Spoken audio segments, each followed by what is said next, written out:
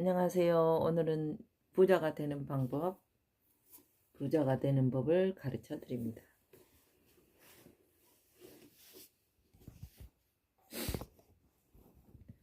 여러분, 영상을 만들려면 복잡한 장비가 필요하다고 하시잖아요. 카메라도 어렵고, 우리 5060 세대들은 카메라도 어렵고, 또 편집도 어렵고, 유튜브 하는 젊은 사람들만 하는 거라고 생각하는데, 휴대폰 하나로 1분 만에 유튜브 영상을 만들 수 있다면 어떨까요? 오늘은 이 프리즘 라이브 하나로 유튜브 쇼츠를 만드는 가장 쉬운 방법을 천천히 그리고 따뜻하게 알려드리겠습니다. 이야기의 주인공은 60대의 새로운 도전을 시작한 조은혜라는 사람입니다. 저는 조은혜입니다. 나쁜 애가 아니에요. 절대. 조은혜라는 사람입니다. 평생을 바쁘게 살아왔지만 이제는 나의 이야기를 세상과 나누고 싶습니다. 하지만 영상은 너무 어려워 보였습니다. 그때 만난 것이 바로 프리즘 라이브. 제가 지금 켜고 있죠. 프리즘 라이브였습니다. 처음 앱을 켰을 때 저는 손이 조금 떨렸어요. 버튼도 많고 무엇을 눌러야 할지 몰랐어요. 나는 못할 거야. 그 말이 밖으로 나오려는 순간 화면 아래에 작은 동그라미 버튼 하나가 보였어요. 녹화. 그 순간 아주 작은 용기가 생겼습니다. 음악은 은혜는 조용히 버튼을 눌렀습니다. 아무 말도 하지 못하고 그저 미소만 지었습니다. 10초, 20초, 그리고 다시 버튼을 눌렀습니다. 영상이 저장됐어요. 편집도 없고 기술도 없었지만 이 오늘 영상이 조은혜의 생방송 라이브의 첫 영상입니다. 나의 첫 유튜브. 다음날 은혜는 이제 길게 발전하겠죠. 내일은 더 안녕하세요. 오늘은 마음을 내려놓는 이야기를 나누고 싶어요. 이렇게 시작하겠죠. 프리즘의 부드러운 필터가 얼굴을 따뜻하게 비추었습니다. 제가 오늘 프리즘으로 한번 써봤어요. 좀 따뜻하게 온화한 소프트한 분위기. 지금 낙엽이 날리고 있습니다. 조용한 음악이 흐르고 자막이 화면에 나타났습니다. 근데 음악은 지금 제가 어떻게 할 줄 몰라요.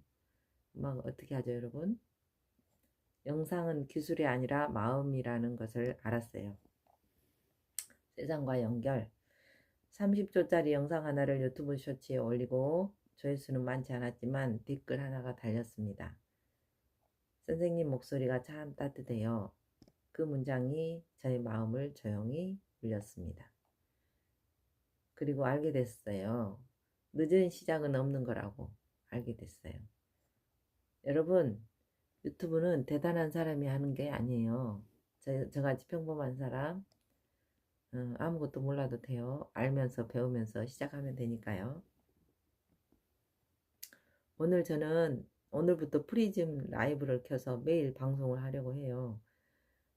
제가 어젯밤에 누구를 봤냐면 김태리 책 읽기 리커버북 그걸 봤는데 제가 하고 있었던 것을 오랫동안 하고 있었던 걸 하고 있더라고요.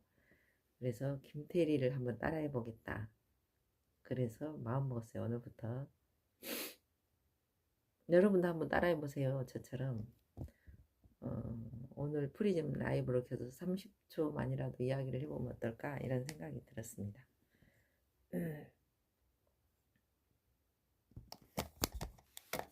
저의 채널 이름은 조은혜 TV 조마담이에요. 채널 이름은 조마담이고 그러면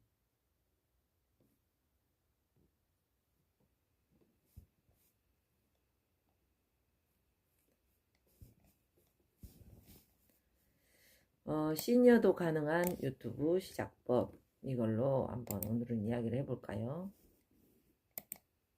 앱이 너무 예쁘게 나온다. 그래서 유튜브 잘할 수 있을 것 같아요. 제목 쓰는 법이 어디가 있을까요? 이 연필을 눌러볼게요. 연필을 눌러서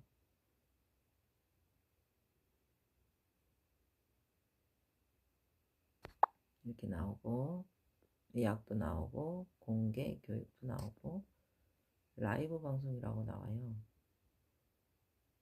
이미지는 변경할 필요가 없습니다. 이미지 편집은 그냥 놔두고.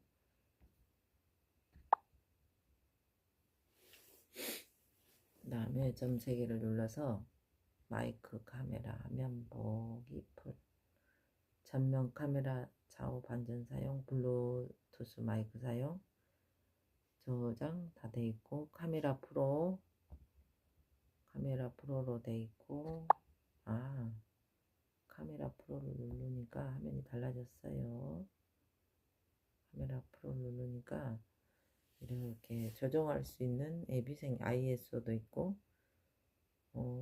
AF도 있고, 이건 닫기. 그 다음에 카메라 크로마키는 뭘까요? 크로마키는 이렇게 꺼짐이 있어요.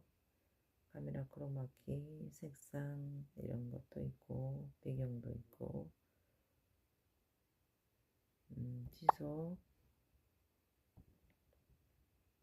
오디오 믹서가 여기가 있네. 오디오 믹서 자동으로 해놓고 마이크 입력, 내장 마이크. 자동이 아니라 오디오 믹싱은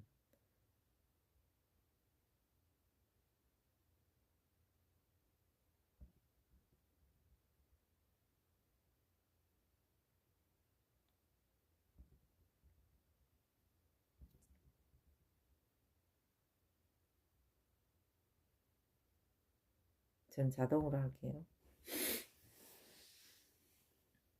자동으로 했어요. 마이크 소리 테스트.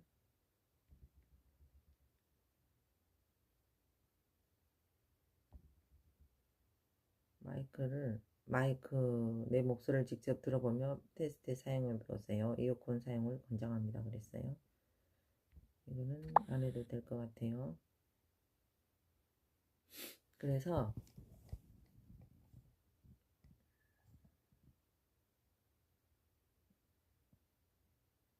어제 제가 책 써놓은 거에서 한번 읽어볼까요?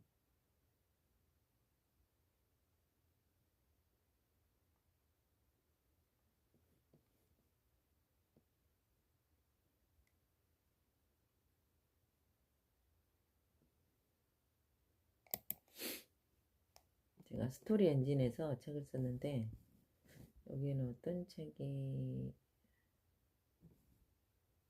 네이버 수익형 트렌드 주제 10개 추천해줘. 이걸로 한번 읽어볼까요?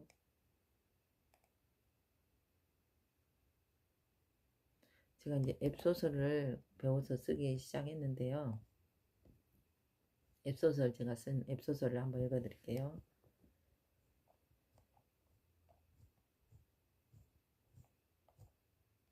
앱소설에는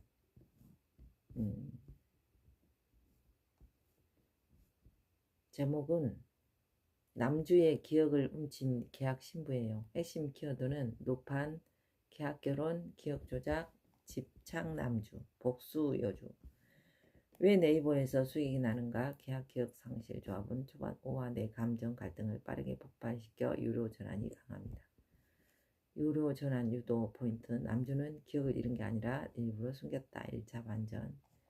10가지 주제를 추천해 줬어요. 그러면 1화를 먼저 해볼게요. 1화를 해보면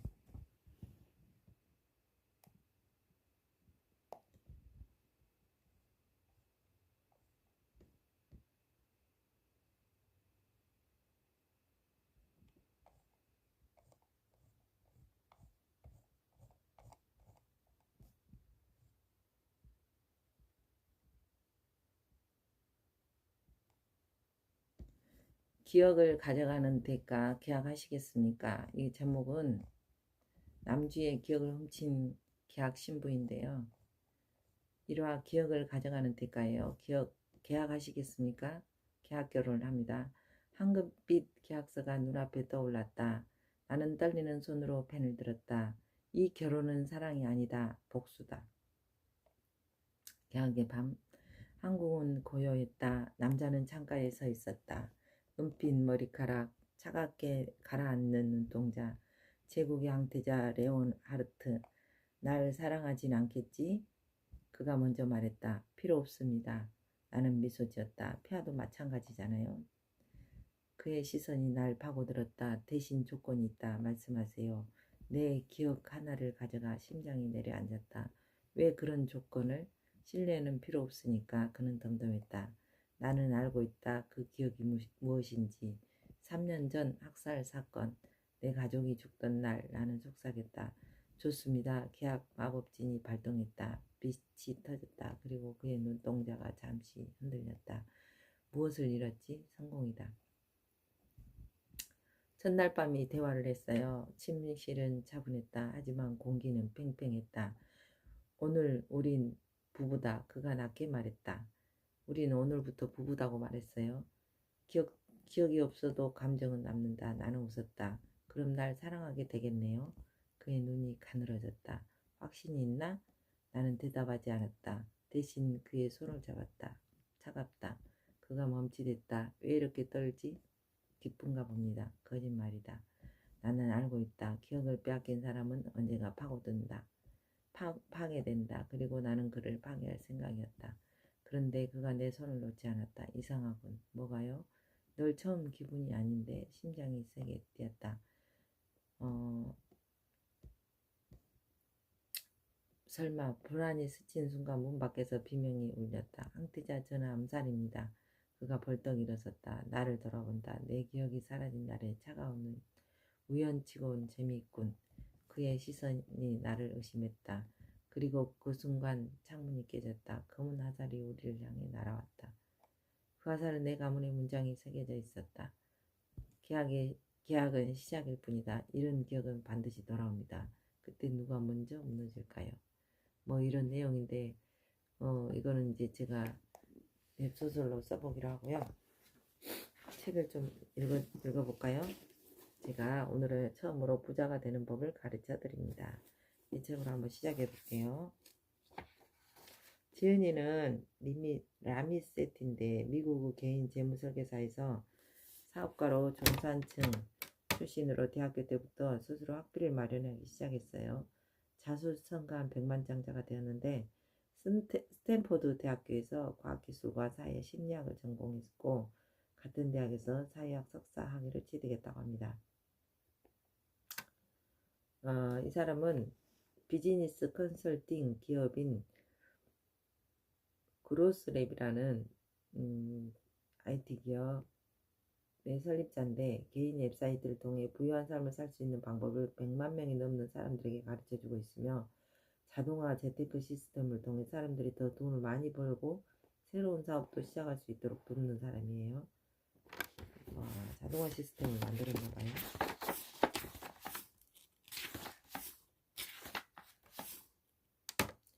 이게 이제 개정판을 냈는데 이 사람은 오전 4시에 기상을 하고 4시 1분에 명상을 해요. 5시에는 물 140리터를 마시고 5시 33분에는 감사 일기를 씁니다. 그리고 10시 45분에는 저탄고지 식사를 하고 11시에는 지난 16년 동안의 지출을 한 푼까지 점검하기 시작해요. 그 다음에 11시 1분에 사망을 했다고 합니다. 나는 실제로 효과가 있는 조언이 좋다. 10년 전에 내가 이 책에서 제시한 조언들을 다 잘 살핀 후 깨달은 게 있다. 내가 옳았다는 것이다. 10년 전에 이 책을 읽고 나의 조언을 충실히 따랐다면 당신은 지금쯤 이 정도 성과를 거뒀을 것이다. 매달 100만 달러 투자했어도 12,000달러는 2만 달러 이상이 되었을 것이다. 공격적으로 한 달에 1,000달러씩 투자했다면 12만 달러는 20만 달러 이상이 되었을 것이다. 한 달에 재테크에 들이는 시간은 90분 이하일 것이다. 신용카드 포인트로 여러 번 휴가를 가고 공짜로 비즈니스 클래스를 이용할 수 있었을 것이다. 돈은 불안과 혼란의 근원이 아닌 평온과 가능성의 근원이 되었을 것이다. 앞으로 하긴 하겠지만 나는 일반적인 재테크 전문가와 다르다. 나는 라떼를 덜 마시라고 훈계하지 않을 것이다. 마시고 싶은 만큼 마셔라. 또한 예산을 관리한다고 설득하지도 않을 것이다. 끝으로 한 가지 더 말하자면 나는 실제로 존재하는 사람이다. 나는 인스타그램과 트위터에 포스트를 올리고 거의 매일 나의 블로그와 홈페이지에 글을 쓴다. 그러면 뭔가 다른 일을 시작해보자. 우선 당신의 목소리를 듣고 싶다. 정말이다. 이메일로 2가지를 알려달라. 무엇 때문에 도를 관리하겠다고 마음먹었는가? 당신이 생각하는 부유한 삶이란 어떤 것인가? 나는 모든 이메일을 읽고 최대한 많이 답장을 보내려 노력할 것이다. 이 책이 당신에게 어떤 도움을 주었는가? 이분은 고객들한테 이메일로 답장을 보내요. 그래서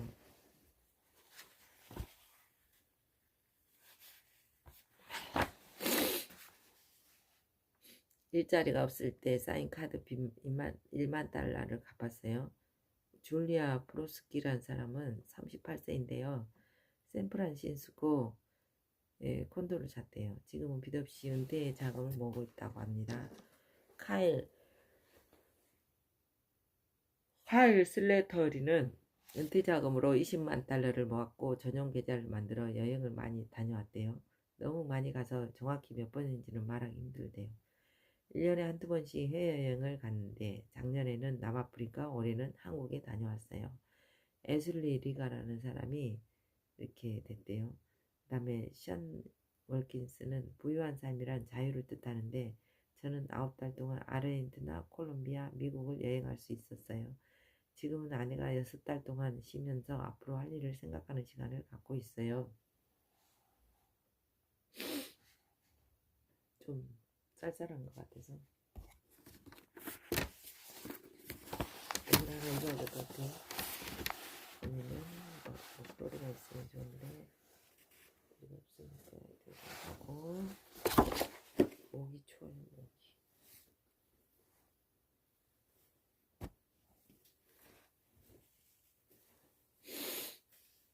목이. 이러니까 좀 따뜻한 것 같아요.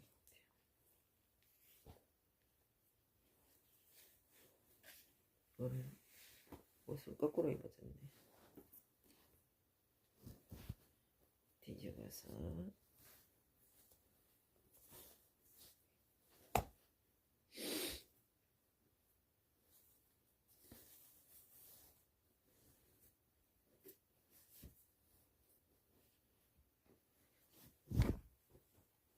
이건 공유도 할 수 있어요.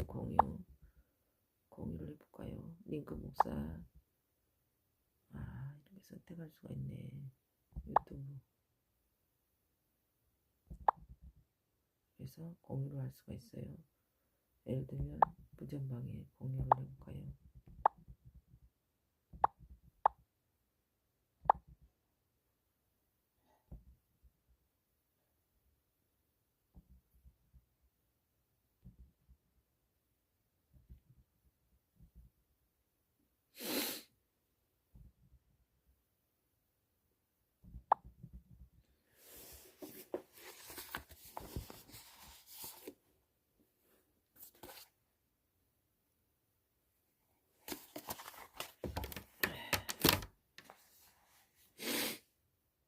이렇게 부유한 삶을 뜻하고 션 애킨스는 9달 동안 아르헨티나, 콜롬비아, 미국 다 여행했다네요. 브라이언 딜버리는 한 명의 수입으로 3명의 아이를 사립학교에 보낼 수 있었대요. 이처럼 많은 사람들이 큰 성과를 얻었지만 그렇다고 내가 완벽한 것은 아니었다고 인정한다. 10년 전에 이 책을 처음 쓸 때 나는 3가지 실수를 저질렀대요. 첫 번째 실수는 돈을 둘러싼 감정적인 측면을 다루지 않았다는 것이고 제1파는 재테크와 관련된 실용적인 내용을 자세히 다뤘어요. 가령 연체료를 면제받을 수 있는 구체적인 말, 연체료를 면제받을 수 있는 말, 내가 투자에 활용하는 자산 분배 방식, 배우자와 같이 돈을 관리하는 법을 제시했다. 그러나 당신이 보이지 않는 머니 스크립트를 고치지 않으면 이 모든 게 소용이 없다. 보이지 않는 머니 스크립트는 당신이 부모와 사이로부터 흡수하여 오랫동안 결정의 지침으로 삼은 메시지다. 그러므로 그 존재를 의식하지 못하는 경우가 많다. 혹시 이런 말들에 익숙한가? 넌 월세로 돈을 날리고 있어. 이 집에서 돈 얘기는 하지마. 신용카드는 사기야. 라떼 마시는데 돈 좀 그만 써. 돈은 사람을 바꿔놔. 온갖 구린 짓을 하지 않으면 그만한 돈을 못 벌어. 주식 투자는 도박이야. 학자금 대출은 사기야. 개정판을 쓰며 가장 교모하고 강력한 스크립트가 무엇인지, 어떻게 물리치하는지에 대해서 자세히 적었대요. 두 번째 실수는 너무 고압적인 것이었다.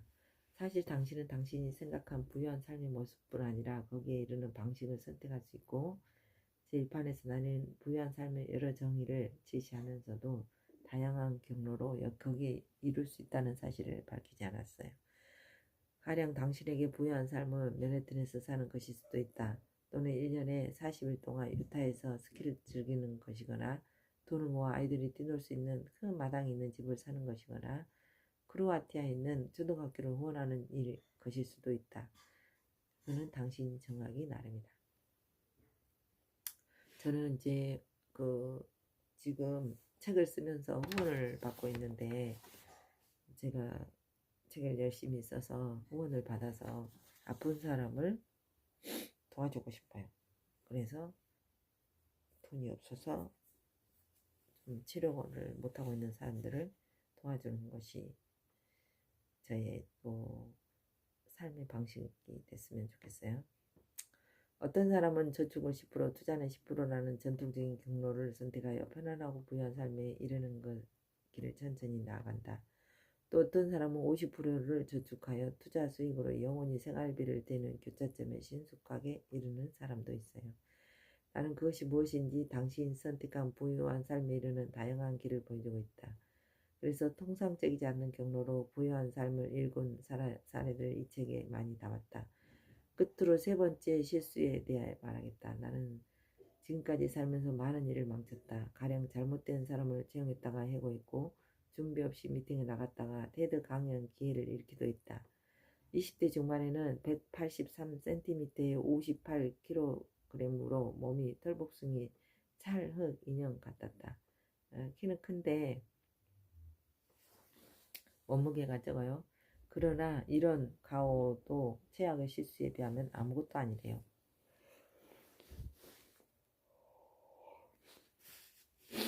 그것은 바로 제1판의 여러 은행의 실제 이자율을 기재한 것이다. 그때 내가 쓴 내용은 이랬다. 인터넷 은행이 저축 예금에 더 높은 이자를 지급한다. 이자율은 2.5%에서 5%로서 $1,000를 저금하면 1년에 $25, $50 이자가 생겼다. 반면 대형은행의 저축 예금은행에 두면 이자는 1년에 $5밖에 안 줬다. 이 정보는 정확했어요. 당시에는 말다. 문제는 이자율이 변한다는 사실을 밝히지 않았다는 것이다. 제1판이 주간에 이자율은 5%에서 0.5%로 떨어졌다. 와, 이자가 떨어졌네요. 그러나 나는 크게 문제가 되지 않는다고 생각했다. 가령 예금액이 $5,000라면 월 이자가 $21에서 $2로 줄어들지만 넓게 보면 큰 문제는 아닐 것이다. 그러나 독자들은 저축예금에 붙은 이자가 줄어들자 분노했다. 그것도 많이 분노했다. 그들은 내게 핫플을 했다. 다음은 내가 받은 이메일 가운데 일부다. 이 책은 사기예요. 당신이 말한 5% 이자는 어디에 있습니까? 어떤 은행이 3% 이자를 줍니까? 당신이 말한 은행은 어디에 있나요? 지난 10년 동안 이런 이메일을 매일 20통 넘게 받았다. 다시는 같은 실수를 저지르지 않을 것이다. 여러분, 이자율은 변하는 것입니다. 이자율은 변하고 있어요. 나는 모자가 이렇게 쓰는 것보다 반대로 쓰는 게 더 예쁠 것 같아요. 다시 반대로 써볼까요?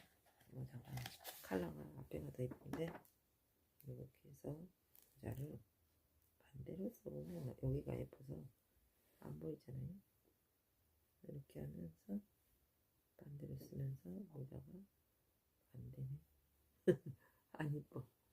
그럼 이렇게 묶어야 되나? 아닌데. 저는 모자가 여기가 보이기를 원해요. 여기가 앞면이 보이기를 원해요. 이렇게 써서 이렇게 앞면이 보이기를 원해요. 빨간색이 보였으면 좋겠어요.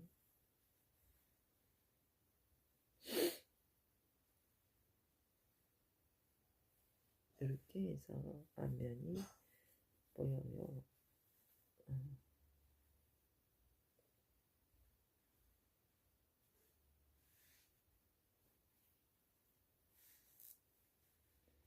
결론은 안 보입니다.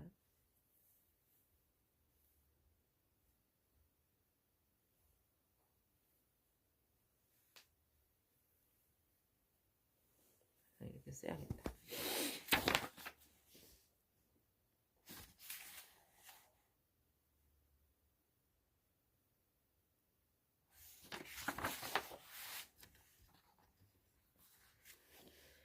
새로운 도구, 새로운 투자 선택지, 돈에 대한 새로운 접근법, 보다 공격적으로 투자하고 싶다면 그 방법을 알려주겠다. 인공지능은 투자 상담에 대해 어떻게 생각하는지 말해주겠다. 원인 계약서에 대한 나의 생각도 밝힐 것이다. 돈과 관련하여 당신이 직면한 새로운 상황, 관계와 돈을 어떻게 관리할까 거기에 관한 새로운 내용을 추가했다. 재테크 시스템을 구축한 후 집중해야 할 부분도 제시했다. 끝으로 정치와 베이비 붐 세대 때문에 앞으로 나아가지 못한다고 불평하는 사람들이 있다면 그러한 피해의식에 대한 나의 생각을 읽어보길 바란다. 다른 독자들의 놀라운 이야기 20대, 30대, 40대, 50대 남성, 여성, 무일푼으로 시작한 사람들 더 성장하기에 성공을 발판으로 삼는 사람들 온갖 사람의 공적인 성공담을 비롯해 수많은 새로운 사례를 담았어요. 또한 실행을 미루다가 대가를 치른 사람들의 가슴 아픈 이야기도 실었대요. 적절한 곳에 새로운 내용을 추가했지만 여전히 효과가 있는 기법들을 남겨두었다. 많은 사람은 새로운 조언을 원한다. 그러나 이 책의 가치는 새로움이 아니라 유용성에 있다. 10년 동안 나도 많은 변화를 겪었는데 결혼했고 사업을 키웠고 돈과 심리에 대해 많이 배웠어요. 이제 나는 내가 배운 것을 당신과 나누려 하고 있다. 자본, 화풍, 온갖 앱이 넘쳐나는 와중에도 이 책에서 제시하는 재테크 시스템은 효과가 있었대요. 장기 저비용 투자는 효과가 있고 자동화는 효과가 있다. 이 책을 활용하여 다른 수많은 사람처럼 당신이 생각하는 부유한 삶을 누리길 바랍니다. 섹시해질 것인가 부자가 될 것인가. 저는 부자가 되고 싶어요. 대체로 사람들은 대학을 졸업한 후 살이 찌고 대학 때는 날씬한 몸매를 유지했고 절대 살이 찔 리가 없다고 장담했어요. 대다수 조금씩 건강에 적시로가 되는 체중을 이루고 마는 것인데 나는 그 이유가 매일 궁금했어요. 내가 이 책의 일판을 내놓은 10년 동안 체중과 건강은 논쟁을 중심했었다. 내 글에서 관련 내용을 지우라는 조언도 많이 들었다. 그러나 나는 식단 운동, 돈과 관련된 개인적인 경험을 통해 이들 사이의 연관성을 발견했는데 이들 사이의 연관성을 발견했어요. 돈과 체중에 대해서, 식단 관리에 대해서. 체중은 하룻밤 사이에 불지 않아요. 그렇다면 쉽게 인식하고 대체할 수 있을 것이다. 체중은 차를 몰고 출근하여 하루 8시간에서 길게는 10시간 컴퓨터 앞에 앉아있는 동안 아주 조금씩 불어나는데 이런 삶의 변화는 주위에 자전거 타는 사람, 달리기 하는 사람 혹은 운동부 학생이 있어 자극이 되던 대학 캠퍼스를 벗어나 사회에 들어서면서 일어났어요. 그런데 친구들과 살 빼는 문제를 이야기하면 대체로 이런 말을 들을 것이다. 탄수화물을 피해. 자기 전에는 아무것도 먹지 마. 잘 때는 지방으로 잘 연소되지가 않거든. 저탄고지, 저탄수화물, 고지방. 다이어트가 절대로 살 빼는 유일한 방법이야. 사과 식초를 마시면 신진대사가 촉진돼. 이런 말을 들으면 항상 웃음이 난다. 맞는 말일 수도 있고 틀린 말일 수도 있지만 요점은 그게 아니에요. 요점은 우리가 사소한 부분에 대한 논쟁을 즐긴다는 사실이다. 체중 감소와 관련해서 99.9%의 사람들은 이 두 가지만 알면 된다. 더 적게 먹어야 한다는 것과 더 많이 몸을 움직여야 한다는 것. 그럼에도 우리는 이 간단한 진실을 받아들이고 거기에 따른 노력을 기울이기보다 트랜스 지방, 정체물을 보충제, 케톤 다이어트에 대한 팔레오 다이어트 이런 다이어트가 있나 봐요. 케톤 다이어트는 뭐냐면 고지방 위주 식단을 통한 다이어트. 대팔레오 다이어트는 원시시대 식단에 따른 유튜브 육류, 채소류 위주 식단을 통해 다이어트에 대해 이야기하는 데 열중했어요. 돈과 관련하여 대체로 다음 두 가지 부류 중 하나에 속해요. 하나는 돈 문제를 무시하고 죄책감을 느끼는 부류. 다른 하나는 행동을 하지 않고 이자율과 지정학적 위험 같은 세부 내용에 집착하는 부류. 두 가지 태도 모두 아무 실리도 못하는 같은 결과를 낳기도 한다. 사실 대다수는 재무상담사의 도움을 받지 않아도 부자가 될 수 있다.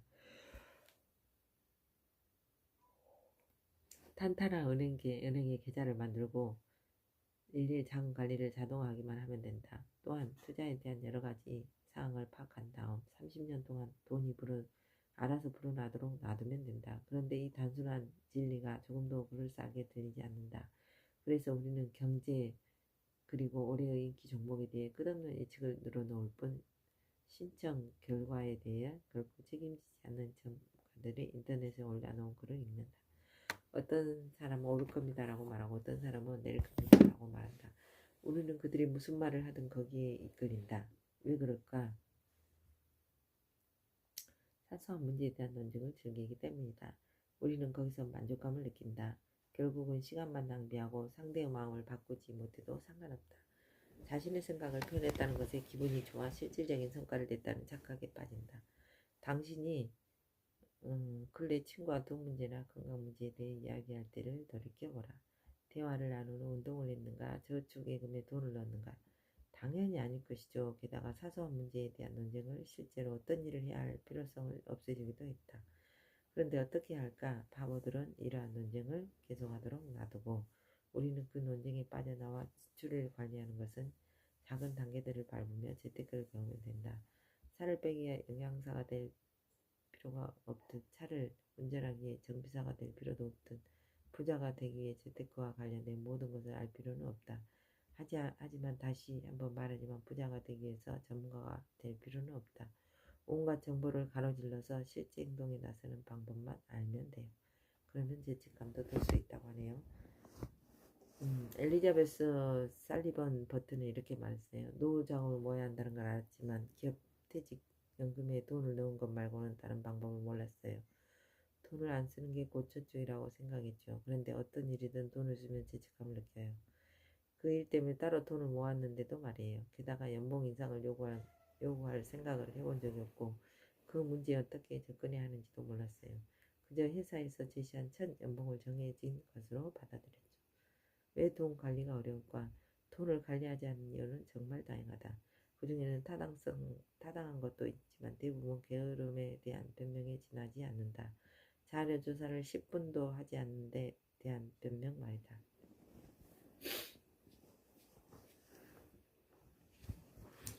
정보 과잉. 요즘은 정보 홍수 시대잖아요. 정보가 너무 많다는 것은 사실이고 타당한 우려다. 당신은 아마 이렇게 말할지도 모른다. 그건 우리랑 맞지 않아요. 더 나은 결정을 위해서 더 많은 정보가 필요합니다. 텔레비전에 나오는 전문가들도 모두 그렇게 말했어요. 그러니까 분명 맞은 말일 거예요. 하지만 그렇지가 않대요. 실제로 데이터를 보면 넘치는 정보는 결정장애를 넘어 결정마비를 일으킨다. 정보가 너무 많으면 오히려 아무것도 하지 못한다. 베리 슈워츠는 자신의 저서에 점심 메뉴 고르기도 어려운 사람들 선택의 스트레스에서 벗어나는 법을 지적했다. 근로자들이 기업 퇴직연금을 통해 가입할 수 있는 무철 펀드 수가 늘어나자 오히려 어떤 펀드든 선택하는 비중이 줄었다. 선택지에 10개의 펀드가 추가될 때마다 참여율은 2% 낮아졌다.